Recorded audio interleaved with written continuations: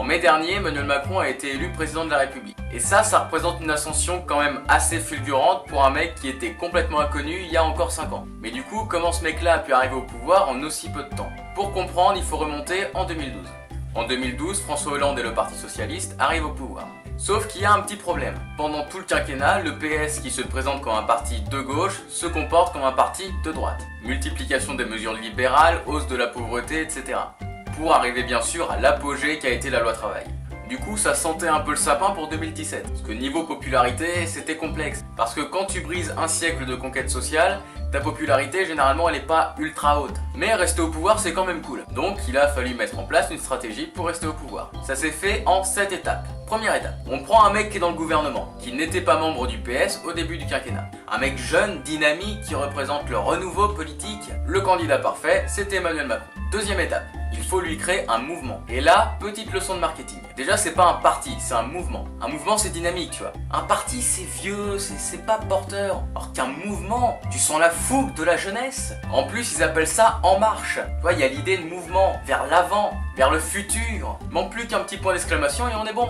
Le fait de créer un nouveau mouvement, ça marque déjà une rupture avec le Parti Socialiste. Et ça, c'est la base de la stratégie. Parce que pour gagner en 2017, il faut pas que le candidat porte l'étiquette PS. Parce que, on va être un peu honnête, aucun candidat ne pouvait porter le PS au pouvoir une nouvelle fois. Troisième étape, il faut confirmer la rupture avec le PS. Et c'est là que Macron va déclarer « Ah mais je suis pas socialiste hein. Ah non non non, ah non non, cachez cette gauche que je ne saurais voir !» Alors on sait tous que le PS n'est plus socialiste depuis un moment. Sauf que notre cerveau il est un peu con. Quand le mec il dit « Je suis pas socialiste », notre cerveau comprend, je ne suis pas du parti socialiste. Oui, juste parce qu'il y a le mot dans l'intitulé du parti. Mais je te le dis qu'on est con des fois. C'est pas de notre faute. C'est des associations comme ça, c'est le cerveau qui les fait, c'est pas toi. T'inquiète, t'inquiète.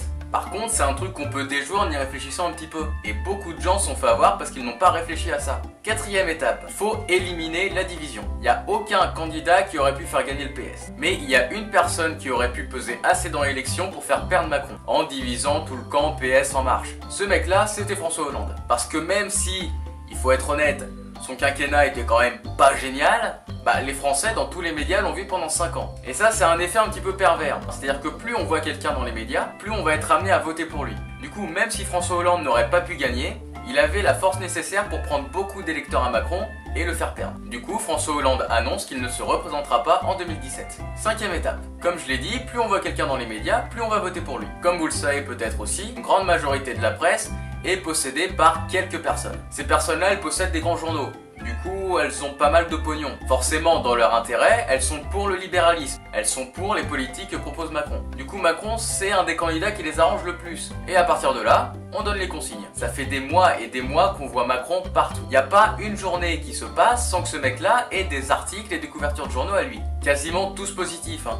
Bien sûr, le rôle de ces journaux pendant les mois précédant les présidentielles, alors que ce soit les journaux télé, les journaux radio, les journaux papier, c'était d'ancrer profondément le candidat Macron dans le paysage. Et bien sûr, d'exacerber un peu son image de jeune, de renouveau, etc. Sixième étape, celle-là c'est de la pure stratégie politique.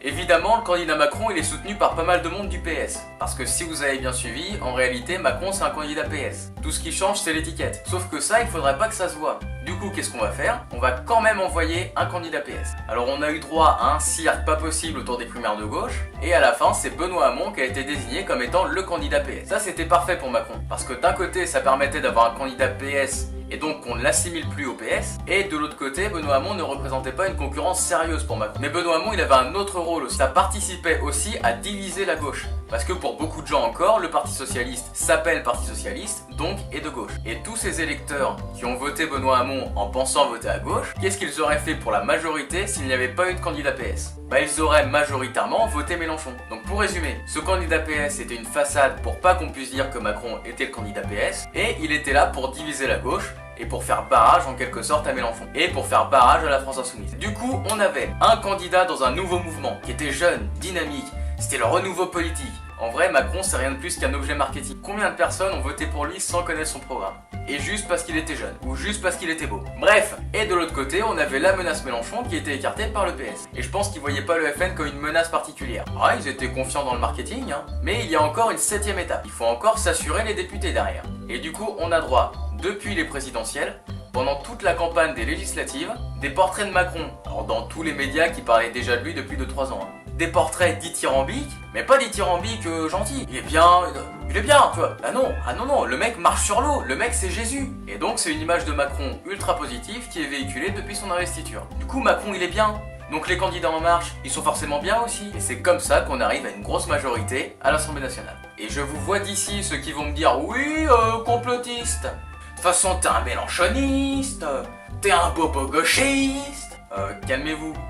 C'est pas du complotisme, c'est du marketing et de la stratégie politique. Bien sûr, si le cœur vous en dit, je vous encourage à partager cette vidéo.